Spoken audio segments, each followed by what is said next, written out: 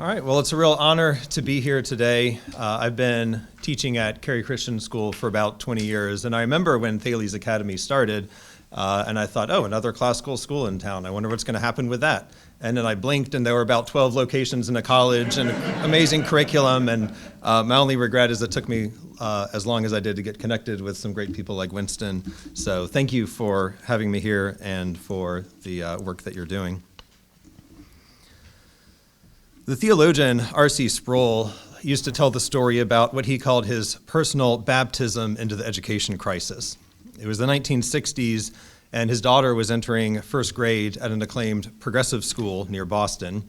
Excited for his daughter and eager to understand her new school's approach to education, he attended a parents' night where the principal explained the ins and outs of the school. Here's how he tells the story.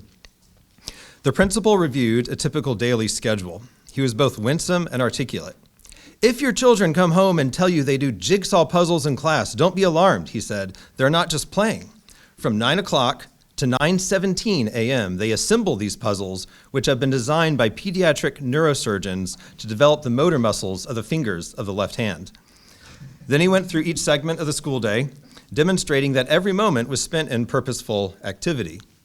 This tour de force overwhelmed the audience with its detailed and erudite explanation of every element in the curriculum. When he finished, he asked, "Are there any questions?" Spontaneous laughter erupted. Only a fool would raise a question after the principal had so masterfully covered all the bases. I risked everyone's disdain by raising my hand. When the principal called on me, I said, "Sir, I am profoundly impressed by your careful analysis. You've made it clear you do everything for a purpose. But there are only so many minutes in a day, and therefore you must be selective in choosing what specific purposes you want to achieve. My question is, why did you select the particular purposes you've chosen? What is the ultimate purpose you use to decide what particular purposes you select? In other words, what kind of a child are you trying to produce and why?" The principal's face turned ashen, then beet red. Without rancor and with humility, he replied, "I don't know. Nobody has ever asked me that question." "Sir," I responded, "I deeply appreciate your candor and your spirit, but frankly, your answer terrifies me." The principal in R.C. Sproul's story, who couldn't say what the ultimate purpose of education was, would have done well to read Aristotle's Physics, in which Aristotle describes what he calls the four causes of every object. These principles are more about description than causation in our contemporary sense of the terms, but it is a helpful exercise in inquiring into the nature of a thing. And if you've read this, you know that the first cause Aristotle describes is the material cause, considering what something's made of. A chair's material cause might be wood, a statue's might be marble. The second cause, the formal cause, is the physical form it takes. A chair takes the form of a chair, a statue might take the form of a man. Third, the efficient cause considers how it changes and the origin of its making. In a chair sculpture, both would be made by an artisan or an artist. The fourth cause, you could argue, is the most important because it asks the purpose or end or goal of the object in view. Using the Greek word telos, from where we get our English word teleological, Aristotle calls us to consider a thing's ultimate end. It might be more simple or more complicated. A chair is for sitting, a sculpture for the enjoyment of artistic skill, or maybe to honor the subject of the sculpture. This tells us why it was made. And when Sproul asked the principal to describe the ultimate purpose of his school, he was inquiring into the telos of the school, Aristotle's fourth cause. Other lesser causes of a school are easy to identify. The material cause, maybe building, chairs, textbooks. You could look at teachers, you could look at students. But what is that final cause of education? What is its telos? Not just a limited or immediate purpose like preparing a student for college or a job, but its ultimate telos in a student's life. I think most of us, if not all of us here, would agree that the most important question we can ask of a school is its vision of who it wants its students to become and why. A lot of schools today might be able to refer to a mission statement with vague language about critical thinking or participation in democracy or college readiness and so on. And these get us halfway there. But a lot of schools may be hesitant to go further because identifying the ultimate telos of education requires first asking questions like, what does it mean to be human?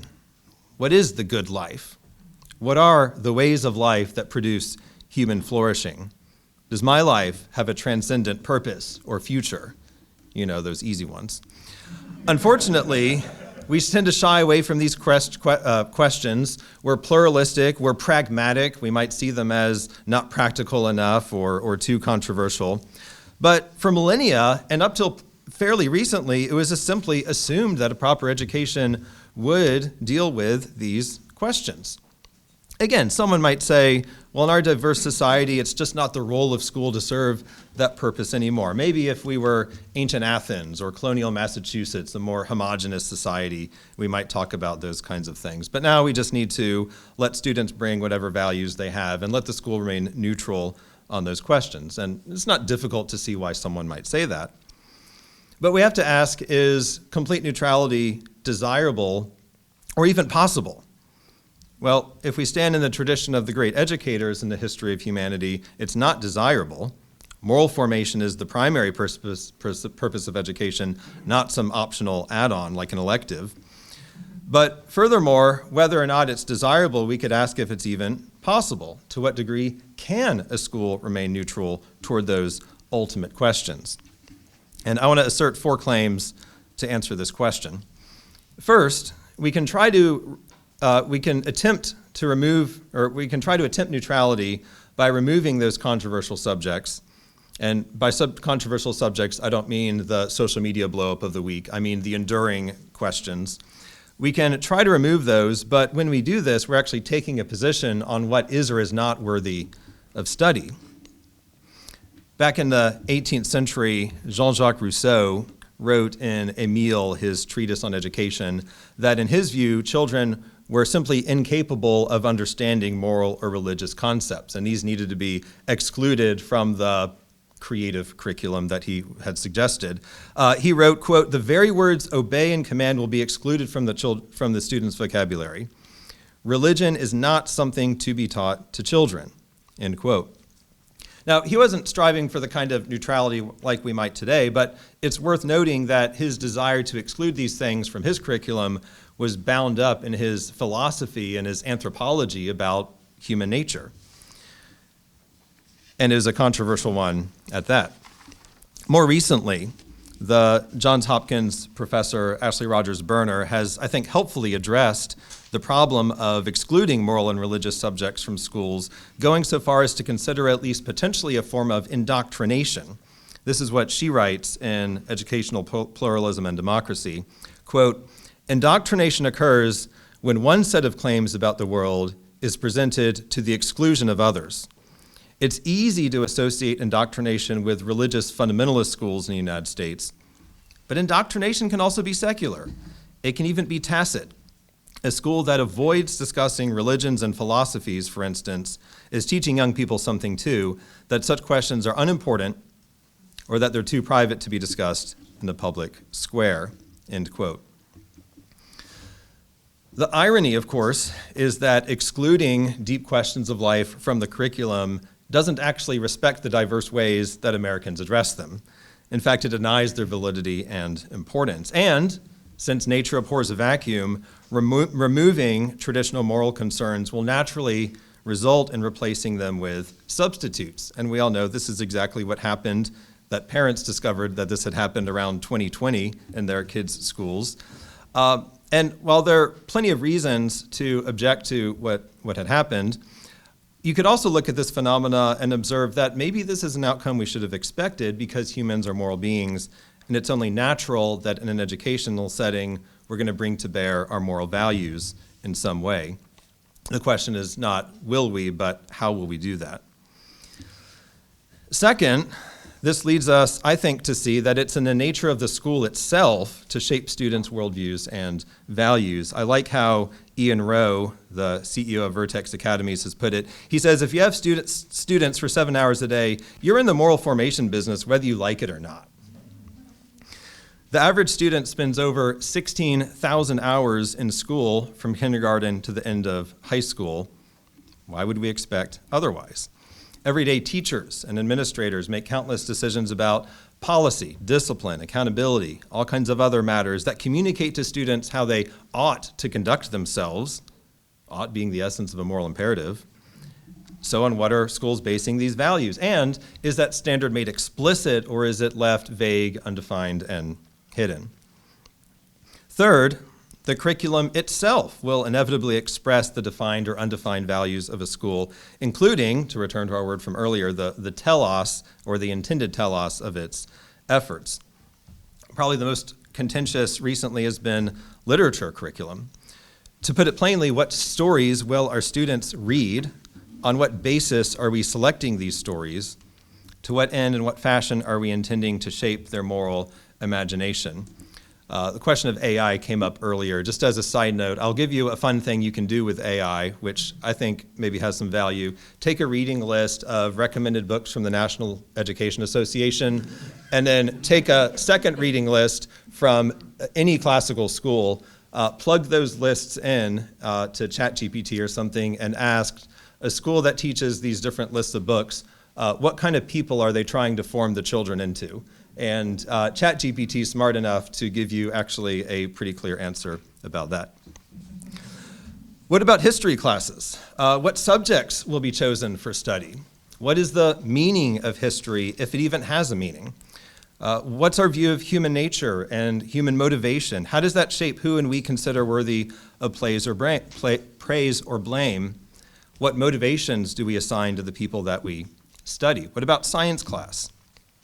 How do our epistemological commitments to the nature of knowledge lead us to accept, critique, or ignore critics of materialism and philosophical naturalism? Is a concept like intelligent design worthy of consideration, or do we believe that scientific investigation should be cordoned off from other realms of knowledge acquisition? What do we teach students in philosophy or theology classes, if we have them?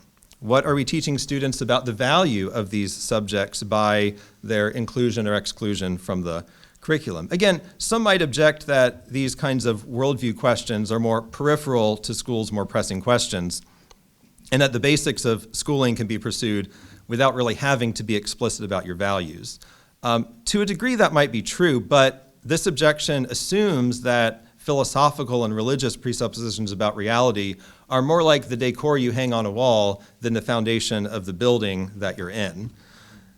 We'd expect that Christian schools, of course, religious schools would assert that. But I was fascinated, even Stanford professor Eamon Callan, who's a self-proclaimed atheist, wrote this in an article called Godless Moral Education and Liberal Tolerance. He says, if I had faith, he doesn't, but if he did, my relationship to God would not just be adding to my existing scheme of values like a new interest in stamp collecting, say, which governs only choice within a segment of life I assign to the interest. No, the life of faith is driven by devotion to God, which means that embracing it would oblige me to think altogether different about what matters in my life and the lives of others, end quote. And if even an atheist can realize that, then I think we've got to ask the degree to which a school can be neutral toward those ultimate questions. Fourth and finally, in a pluralistic society, we shouldn't expect every school to have the exact same telos, but every school does have a responsibility to make their telos well thought out and explicit. So let me end by putting this idea in the context of our larger discussion on liberty and literacy. First off, if schooling, whether we want it to be or not, is a fundamentally moral endeavor, then just as families in our society require the liberty to choose the religious institutions they'll raise their children in or not raise them in, so do they require the liberty to choose a school that aligns with their moral values. A diverse marketplace of schools is better than one single type of school that attempts to cater to lowest common denominator values, because diverse schools actually honor diversity of thought more than a single school that claims to promote it, but tells families to leave their most deeply held beliefs and sources of knowledge at the door. And finally, promoting literacy in our students means teaching them to read and write, to learn to succeed in math and science and history and literature. But when we offer this to students without a clear telos, a higher purpose, beyond college admissions, Can we really blame them for their indifference? Or, on the other hand, are we choosing, like history's great educators, to immerse our students in life's greatest questions and civilization's great conversation? Are we inviting them into a coherent, integrated vision of education that finds its purpose in human flourishing and in transcendent meaning and purpose? I want to close by quoting from the great G.K. Chesterton, who wrote this in an essay, The New Case for Catholic Schools. He says, "I'm not now arguing about which philosophy is better. I'm only pointing out that every education teaches a philosophy, if not by dogma, then by suggestion, by implication, by atmosphere. Every part of that education has a connection with every other part. If it does not all combine to convey some general view of life, it's not education at all." Thank you very much.